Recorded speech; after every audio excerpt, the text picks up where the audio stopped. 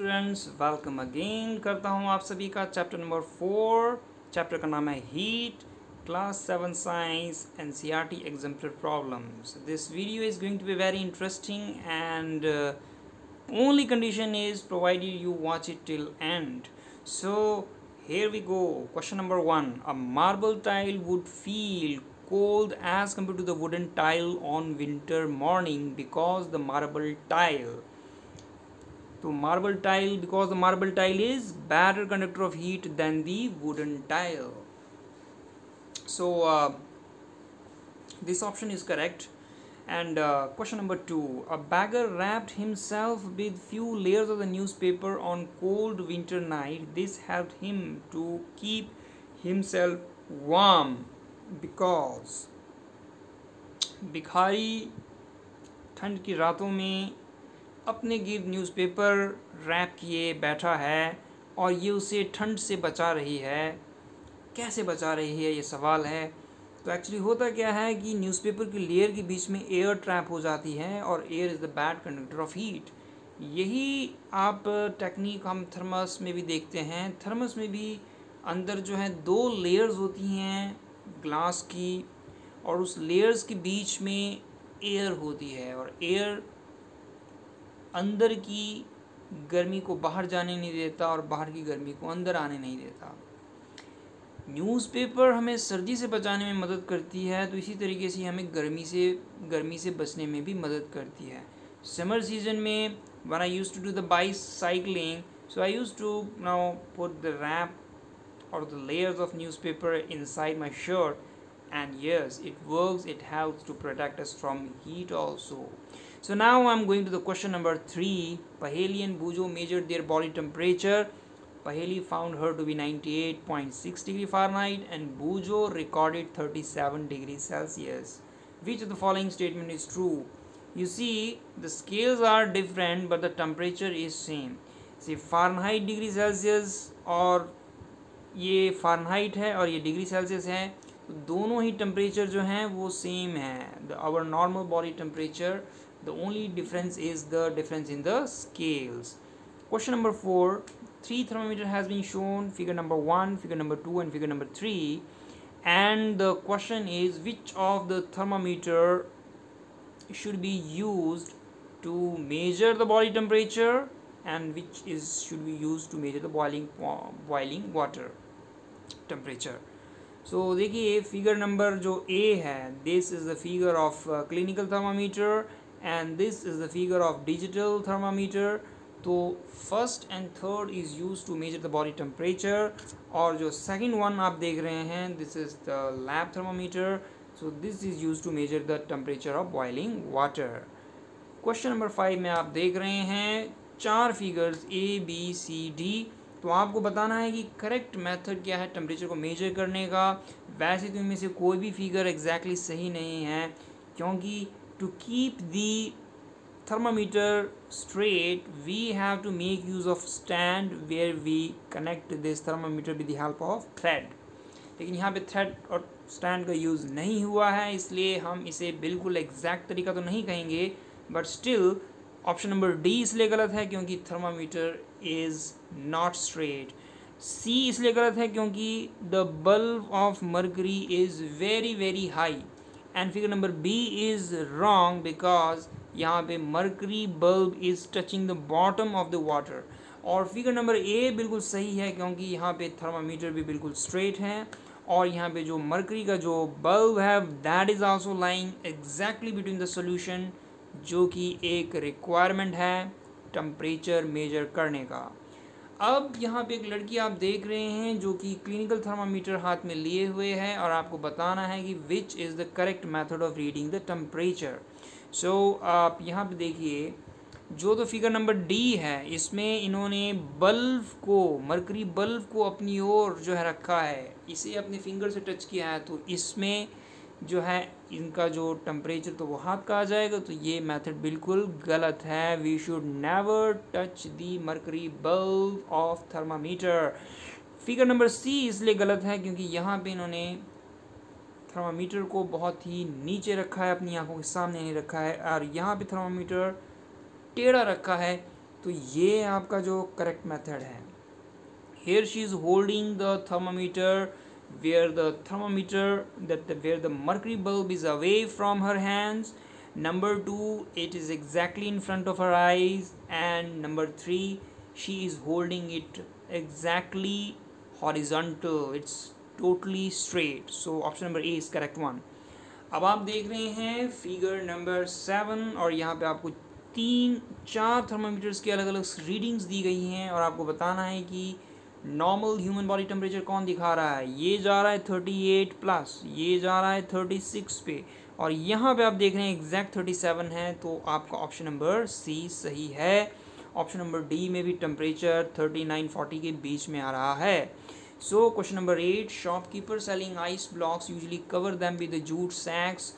जो बोरियां होती हैं जूट की, उससे बर्फ़ की सिल्लियों को ढक देता है shopkeeper, because the jute sacks are bad conductor of heat. तो ये आइस को मेल्ट होने से बचाता है और उसका जो प्रोडक्ट है वो बचा रहता है। क्वेश्चन नंबर 9, आप यहाँ पे देख रहे हैं 2 फिगर्स हैं ए और बी, जिसमें thermometer exactly above the candle है बी में, और ए में thermometer is lying on the left side. तो आपको यहाँ पे क्वेश्चन ये पूछा गया है कि which will show greater rise in the temperature. देखिए जी, फिगर वी में तो हो रही है कन्वेक्शन, मीन्स टू से air above the candle is getting hot very easily and it rises up. Therefore the transfer of heat is very fast in process of convection. But in case of that position A, the thermometer is lying not exactly above but on the side, and here the thermometer is gaining heat energy by radiation method. तो radiation method में गर्मी जो है, heat की जो transfer है वो slow होती है, जबकि कन्वेक्शन में हीट की ट्रांसफ़र फास्ट होती है। सो क्वेश्चन नंबर 10 में हम जा रहे हैं। हॉट सूप पहेली ने अपने रखा है हाथों में और उस कंटेनर में रखा है, and she has wrapped it with the woollen cloth. Now can she applied the same method to keep the glass of cold drink cool. देखिए जी, वुलन क्लॉथ्स इन्होंने कंटेनर को रैप करने के लिए रखा है ताकि उनका सूप गर्म रहे। द सेम टेक्निक ठंडे ग्लास में या ग्लास में ठंडे जो दूध को ठंडा रखने के लिए भी आप वुलन रैप को यूज़ कर सकते हैं, क्योंकि woollen clothes are bad conductor of heat. तो ये गर्म चीज़ को गर्म रखेगी, ठंडी चीज़ को ठंडा रखेगी। सिंपल सा लॉजिक है। Question number 11, in mercury thermometer, the level of mercury rises when the bulb come in contact with hot object. What is the reason for this rise in the level of mercury? तो सीधी सी बात है, mercury expands when it is heated and it rises in the capillary tube. Question number 12 में हम एक figure देखते हैं। एक metallic loop हम देख रहे हैं और यहाँ पे 4 पॉइंट्स हमें नज़र आ रहे हैं। तो अब यहाँ पे सवाल ये है कि in which direction heat would flow in the loop. तो जाहिर सी बात है, direction of flow of heat in the loop will be equal, at the equal rate it will go from toward the both direction, O to P and O to R. Okay, so the next question is, in which order the pins at the point P, Q, R fixed with the help of wax fall if the point O, P, Q are equidistant from each other। तो यहाँ पे इन्होंने बात कही है कि O, P, Q, R ये बिल्कुल इक्विडिस्टेंस पे हैं, और point number P, point number Q और पॉइंट नंबर R में वैक्स की मदद से आयरन के नील चिपकाए गए हैं। तो किस ऑर्डर में ये फॉल करेंगे? सबसे पहले P और R पॉइंट पे मौजूद जो निडल्स हैं वो इक्वल टाइम पे फॉल करेंगे, और सबसे लास्ट में फॉल करेगा Q, क्योंकि यहाँ पे इसका जो डिस्टेंस है हीटिंग पॉइंट से ज़्यादा है। सो क्वेश्चन नंबर 13 में हम जा रहे हैं। यहाँ पे भी आपको एक और अरेंजमेंट दिखाई गई है। तो इसमें आपको पूछा गया है कि in which case both the pins likely to fire at different times. देखिए जी, फिगर नंबर ए में तो P और Q पॉइंट पे जुड़े हुए आयरन नीडल्स इक्वल टाइम पे फॉल करेंगे, because they are at equidistance. लेकिन फिगर नंबर बी में ये अलग अलग टाइम पे फॉल करेंगे। पी वाला जल्दी फॉल करेगा, क्यू वाला लेट फॉल करेगा because of the distance from the flame. Question number 14 में, for setting the curd a small amount of curd is added to warm milk and microbe present in the curd help in setting if the temperature of the mixture remains approximately between 35 to 40 degrees Celsius. At places where the room temperature remains much below the range, the setting of curd become difficult. जाहिर सी बात है, curd को जमने के लिए आपको 35 से 40 डिग्री सेल्सियस की टेम्परेचर ज़रूरत पड़ती है, लेकिन जिन एरियाज़ में बहुत ज़्यादा जो है ये रेंज में टेम्परेचर नहीं होता, जहाँ पे काफ़ी ठंड पड़ती है, तो वहाँ पे हम इसे कैसे जमाएं दही को।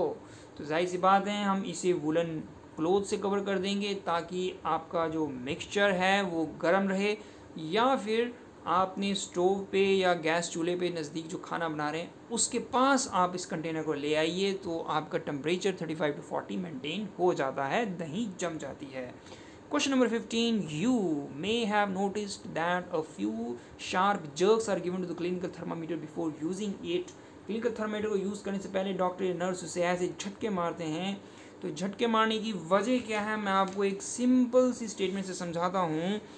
The jerk to the thermometer will allow mercury in and above the kink to flow into the bulb so that mercury level is below the normal temperature.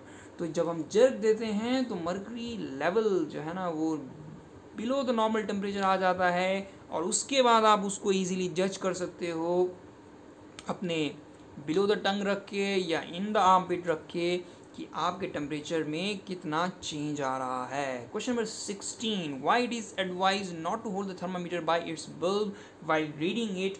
Because if you hold the thermometer by its bulb, then the mercury in the bulb will expand due to the temperature of our fingers, due to temperature of our body. तो इसीलिए हमेशा mercury thermometer को हम top and से hold करते हैं, इसके mercury bulb and से कभी भी टच नहीं करते। Question number 17. A camp site there are 2 tents of 2 shades. तो एक है बना ब्लैक फैब्रिक से, दूसरा बना है वाइट फैब्रिक से। समर है, गर्मियों का सीज़न है गर्मियों का, और आप कौन सा जो टेंट फैब्रिक प्रेफर करेंगे during the summers, during the winters? तो जाहिर सी बात है, हॉट समर्स में तो आप जो है वाइट फैब्रिक वाला यूज़ करेंगे, because white fabric reflects the heat radiations. लेकिन सर्दियों के समय में हम ब्लैक फैब्रिक वाला यूज़ करेंगे, क्योंकि black fabric it absorbs heat, तो ये आपको ज़्यादा गर्म रखेगा। Question number 18. While constructing a house in a coastal area in which direction should the window preferably? सीधी बात है, हमें जो कोस्टल एरिया में अपने घर में जो विंडो की डायरेक्शन है वो टुवर्ड द सी रखनी चाहिए, क्योंकि वहाँ से फ्लो होता है सी ब्रीज जो हमारे रूम को रखता है ठंडा। Question number 19. यहाँ पे आप देख रहे हैं पानी के कंटेनर में पानी को उबाला जा रहा है, और यहाँ पे पॉइंट नंबर पी और पॉइंट नंबर क्यू आपको नज़र आ रहा है, और क्वेश्चन ये पूछा गया है कि विच पोजीशन पी और टी विल फॉल वार्मर। तो ये एग्जैक्टली अबव कौन सा प्रोसेस होता है? कन्वेक्शन। तो कन्वेक्शन प्रोसेस में हीटिंग ज़्यादा होती है, ट्रांसफ़र ऑफ हीट ज़्यादा होती है, because hot air above it rises quickly, so transfer of heat becomes quick. तो पॉइंट नंबर पी पे ज़्यादा गर्मी होगी, जबकि पॉइंट नंबर टी पे गर्मी कम होगी। आगे है fill the box P and T to indicate the mode of flow of heat. तो mode of flow of heat P में है कन्वेक्शन और टी में है रेडिएशन। Question number 20. तो यहाँ पे आपको दिए गए हैं 2 पिक्चर्स, और आपको बताना है कि 1 pin is attached to each wire with the help of the wax, which pin will fall first? देखिए जी, सेटअप ए में मौजूद जो पिन पी है ना, ये जल्दी फॉल करेगा, क्योंकि यहाँ पे हीट को ट्रैवल करने के लिए डिस्टेंस कम है। लेकिन सी पॉइंट पे वैक्स की मदद से जुड़ा हुआ आयरन नेल है, वो लेट फॉल करेगा, क्योंकि हीट को ट्रैवल करने के लिए डिस्टेंस ज़्यादा है. So these were the question NCERT exemplar problems. Hope you enjoyed the session. So keep watching the videos, put your comments, share it, like it and subscribe the channel. Thank you. Thanks a lot.